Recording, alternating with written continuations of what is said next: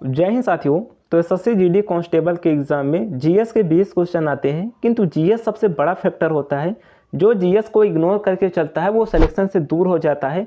GS को आपको ignore करके नहीं चलना है, क्योंकि बहुत सारे लोग सोचते हैं कि इतना लंबा सिलेबस है, हम इसे कैसे कवर करेंगे। आपको हिस्ट्री पूरी पढ़नी पड़ती है, जियोग्राफी पूरी पढ़नी पड़ती है। तो बहुत सारे लोग डिमोटिवेट होते हैं कि इतना सारा पढ़ने के बाद, हिस्ट्री का इतना लंबा सिलेबस है, इतना पढ़ने के बाद केवल 1 से 2 क्वेश्चन आएगा, तो वो जीएस को इग्नोर करते हैं। तो फ्रेंड्स, आपको जीएस को इग्नोर नहीं करना है, महत्वपूर्ण टॉपिक को आपको जरूर पढ़ के जाना है। देखिए, पूरा तो आपको नहीं पढ़ना है, क्योंकि आप यहाँ पर यूपीएससी की तैयारी नहीं कर रहे हैं। जो इंपॉर्टेंट टॉपिक होते हैं, हिस्ट्री के जो टॉपिक होते हैं, जो हर बार वहीं से आते हैं, तो आपको वही टॉपिक पढ़ना है, उसे छोड़ना नहीं है। बाकी यहाँ पर देखिए, अगर आप ये सोच रहे होंगे कि हम जीएस को बिल्कुल नहीं पढ़ेंगे, मैथ, रीजनिंग, हिंदी, इन तीनों में फुल स्कोर कर लेंगे, तो अगर आप इन तीनों में फुल स्कोर करते हैं तो आपके केवल 120 नंबर ही होंगे। और 120 पर अगर आप हिंदी राज्यों से आते हैं तो सिलेक्शन नहीं होने वाला। तो आप जीएस को इग्नोर करके नहीं चल सकते, जीएस पर भी आपको ध्यान देना होगा। जीएस पर जो ध्यान देता है उन्हीं का सिलेक्शन होता है, क्योंकि सिलेक्शन केवल 1% लोगों का ही होता है, 99% लोग बाहर होते हैं। तो अगर आप इन 1% पे आना चाहते हैं तो आपको जीएस को इग्नोर नहीं करना होगा, जीएस पर भी फोकस करना होगा। तो देखिए, जीएस किस तरीके से आप पढ़ सकते हैं, क्या इंपॉर्टेंट टॉपिक है। अगर आप ये कवर करके जाते हैं तो आप निश्चित ही अपने एग्जाम में 15+ स्कोर आराम से करके आएंगे। देखिए, फुल स्कोर कोई नहीं कर सकता जीएस में, क्योंकि जीएस का पता नहीं होता कि कहाँ से क्या पूछा जाएगा।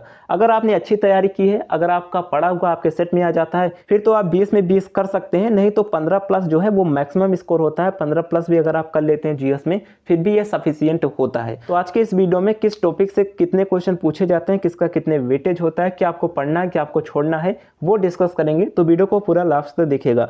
एंड फ्रेंड्स, उससे पहले चैनल पर पहली बार आए तो सब्सक्राइब करके नोटिफिकेशन बेल को अल्फा जरूर क्लिक कर लीजिएगा। एसएससी जीडी से रिलेटेड जो भी अपडेट होगा, जो भी जानकारी होगी, क्या गलती आपको एग्जाम में नहीं करनी होगी, तो वो सारा अपडेट आपको हमारे चैनल पर मिलेगा। क्योंकि पिछली भर्ती में मैं खुद अपीयर हुआ था, सिलेक्शन लिया था, मेडिकल से बाहर हुआ था, आपको शायद पता होगा। तो क्या गलतियां आपको नहीं करनी है, कुछ गलतियां हमने भी की थी, क्या आपको इग्नोर करके चलना है। किंतु कहां से कितने क्वेश्चन पूछे जाते हैं वो प्रीवियस ईयर के अकॉर्डिंग थोड़ा सा एक्सपीरियंस है, तो वो मैं आपको बता दूंगा कि क्या आपको पढ़ के जाना है, जहां से आप अच्छा स्कोर कर सकते हैं।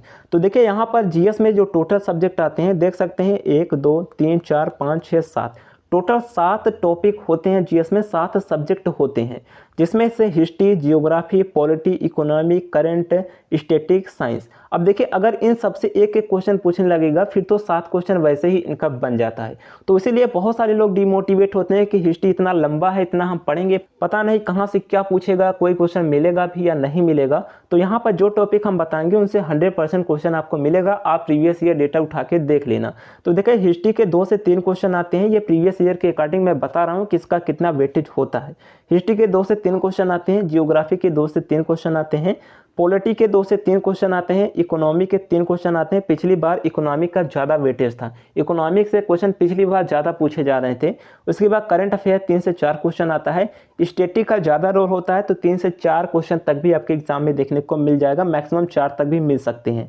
साइंस के 2 से 3 क्वेश्चन आपके एग्जाम में आते हैं। तो ये वेटेज रहा। बाकी क्या आपको पढ़ना है, क्या इग्नोर करके चलना है, वो टॉपिक हमने यहाँ पर कवर किया है कि हिस्ट्री में क्या पढ़ना है, जियोग्राफी में क्या पढ़ना है। उससे पहले फ्रेंड्स, एक छोटा सा इन्फॉर्मेशन, अगर आप एसएससी जीडी कांस्टेबल की तैयारी कर रहे हैं तो उसके लिए बुक के बारे में बात करें, आपको चक्षु पब्लिकेशन की मिल जाती है। ये बुक स्पेशल इस भर्ती के लिए फुल डेडिकेटेड है, क्योंकि जो भी आपके एग्जाम का पैटर्न है उसी के बेस पर इसे तैयार किया गया है। और जो भी आपके सिलेबस का कंसेप्ट है, तो सभी कंसेप्ट को इसमें कवर किया गया है। चारों सेक्शन का, रीजनिंग का, जीएस का, मैथ का, हिंदी का है। देख सकते हैं, एक ही बुक में आपको अलग से कोई बुक की जरूरत नहीं पड़ेगी, एक ही बुक में आपका संपूर्ण कंसेप्ट कवर किया गया है। और इसमें प्रीवियस ईयर के क्वेश्चन भी डाले गए हैं, जो भी प्रीवियस ईयर में एग्जाम कंडक्ट हुए हैं, तो सभी शिफ्ट का प्रीवियस ईयर का क्वेश्चन भी मिल जाएगा।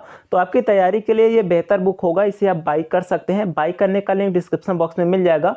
और फ्रेंड्स, इसका प्रैक्टिस सेट भी आता है, जिसके जरिए आप अपने कॉन्फिडेंस को बूस्ट कर सकते हैं, आप अपने टाइम को मैनेज कर सकते हैं। तो ज़्यादा से ज़्यादा प्रैक्टिस करेंगे तो आपका कॉन्फिडेंस बूस्ट होगा। तो बुक एंड प्रैक्टिस सेट दोनों के जरिए आप अपने सिलेक्शन को निश्चित कर सकते हैं। इसे आप बाई कर लीजिएगा। बाई करने का लिंक आपको डिस्क्रिप्शन बॉक्स में मिल जाएगा। आप इसे अमेजॉन या फिर फ्लिपकार्ट से मंगा सकते हैं, उस पर क्लिक करके आप इसे ऑर्डर कर सकते हैं। तो यहाँ पर देखिए फ्रेंड्स हम बात करते हैं हिस्ट्री का कि हिस्ट्री में कौन कौन से टॉपिक आपको पढ़ के जाना है। देखिए हिस्ट्री में तो बहुत लंबा सिलेबस है, जैसे आप एशियन हिस्ट्री शुरू से पढ़ने लगेंगे पूरा पाषाण काल, नव पाषाण काल, तो वो सब अब नहीं आता। जो इंपॉर्टेंट टॉपिक है वो मैं बता देता हूँ। तो प्रमुख युद्ध आपको पढ़ के जाना है, जो भी प्रमुख युद्ध हुए जैसे पानीपत का युद्ध, हल्दी घाटी का युद्ध, जो भी युद्ध हुए हैं वो सब युद्ध आपको पढ़ के जाना है। उसके बाद वेद आपको पढ़ के जाना है। देखिए यहीं से आपका जो है वो एंशिएंट हिस्ट्री कंप्लीट हो जाता है, बाकी का कुछ पढ़ने का जरूरत ही नहीं पड़ेगा। उसके बाद मौर्य वंश पढ़ के जाना है, गुप्त वंश पढ़ के जाना है, उसके बाद बौद्ध धर्म, जैन धर्म। तो यहाँ पर आपको लग रहा होगा कि हाँ यहीं से क्वेश्चन आते हैं, और हिस्ट्री का वेटेज 2 से 3 क्वेश्चन आता है। अगर एक एक क्वेश्चन यहाँ से पूछने लगेगा 2 से 3 क्वेश्चन इनका वैसे भी बन जाएगा, अदर टॉपिक कवर करने की जरूरत भी नहीं पड़ेगी। तो यहाँ पर देखिए मौर्य वंश, गुप्त वंश, बौद्ध धर्म, जैन धर्म, दिल्ली सल्तनत पढ़ के जाना है। दिल्ली सल्तनत से क्वेश्चन जरूर आता है, क्वेश्चन आता है, वैसे किसी किसी शिफ्ट में नहीं आता, किंतु यहाँ पर मिडाइवल में आप एक पढ़ के जाइएगा, यही टॉपिक पढ़ लीजिएगा, सफिशिएंट रहेगा। उसके बाद देखिए आधुनिक इतिहास में आपको क्या पढ़ना है।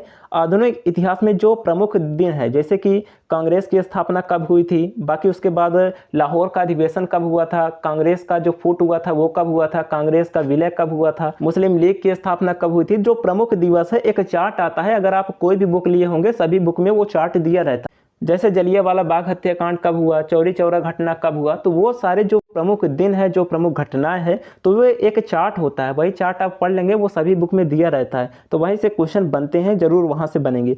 बाकी धार्मिक आंदोलन आप पढ़ लीजिएगा, जैसे ब्रह्म समाज, आर्य समाज, धार्मिक सुधार आंदोलन जो थे, जो इंपॉर्टेंट क्वेश्चन है वो आप पढ़ के जाइएगा। तो ये हिस्ट्री का टॉपिक रहा। और देखिए ये पूरा पीडीएफ हो सकता है भूल जाए, तो ये मैं आपको टेलीग्राम पर दे दूंगा, टेलीग्राम को ज्वाइन कर लीजिएगा, लिंक डिस्क्रिप्शन बॉक्स में मिल जाएगा, डिफेंस हेल्पर के नाम से टेलीग्राम चैनल है। उसके बाद जियोग्राफी के बारे में बात करें तो जियोग्राफी में भारत के पड़ोसी देश ये बहुत इंपॉर्टेंट रहेगा। भारत की नदियाँ पूछा जाता है, प्रमुख बांध पूछ लिया जाता है, जलवायु आपको पढ़ के जाना है, जो ग्रीन हाउस प्रभाव, जो भी गैसेस है, जलवायु का इफेक्ट क्या है, जलवायु के जो भी परतें हैं, वायुमंडल के जो भी परतें हैं, तो वायुमंडल आपको पढ़ के जाना है। उसके बाद ग्रह पढ़ के जाना है, ग्रह से जरूर क्वेश्चन आते हैं। अब देखिए अगर ग्रह से पूछ लिया, जलवायु से पूछ लिया, भारत के पड़ोसी देश, फिर तो 3 क्वेश्चन वैसे बन जाएगा, बाकी के टॉपिक कवर करने की जरूरत भी नहीं पड़ेगी। तो ये इंपॉर्टेंट है, इसे तो आपको पढ़ना ही पढ़ना है। अगर आप इसे पढ़ते हैं तो आप जरूर 15 तक अपना स्कोर बना पाएंगे। उसके बाद पॉलिटी के बारे में बात करें तो पॉलिटी में संविधान की प्रमुख संरचना, संविधान में क्या है, भाग कितने हैं, अनुसूची कितनी है, संविधान में कौन से फैक्ट कहाँ से लिए गए हैं, तो वो सब आपको पढ़ना है। इंपॉर्टेंट आर्टिकल पढ़ लेने हैं, और महत्वपूर्ण जो भी संविधान संशोधन हुए हैं उसको भी आपको पढ़ लेना है। मौलिक अधिकार जरूर पढ़ के जाइएगा, पिछली बार 1 से 2 क्वेश्चन मौलिक अधिकार से ही आ रहे थे। उसके बाद राष्ट्रपति पढ़ के जाइएगा, राज्यपाल पढ़ के जाइएगा, और मंत्रिपरिषद पढ़ के जाइएगा। महत्वपूर्ण समितियां जो हुई थी, जो भी संविधान में संशोधन के लिए या फिर राज्य पुनर्गठन के लिए जो भी महत्वपूर्ण समितियां बनी थी संविधान में, तो वो आपको जरूर पढ़ के जाना है। उसके बाद इकोनॉमिक, देखिए पिछली बार तो इकोनॉमिक का ज़्यादा वेटेज था। इकोनॉमी के बारे में बात करें तो महत्वपूर्ण ये होगा, जैसे पंचवर्षीय योजना से फिक्स था कि पिछली बार एक क्वेश्चन आएगा, तो पंचवर्षीय योजना आप जरूर पढ़ के जाइएगा। महत्वपूर्ण आयोग जो है वो आप पढ़ के जाइएगा, योजना आयोग, नीति आयोग जो भी है वो पढ़ के जाइएगा। बैंक पढ़ के जाइएगा, बैंक बहुत ही जरूरी होता है।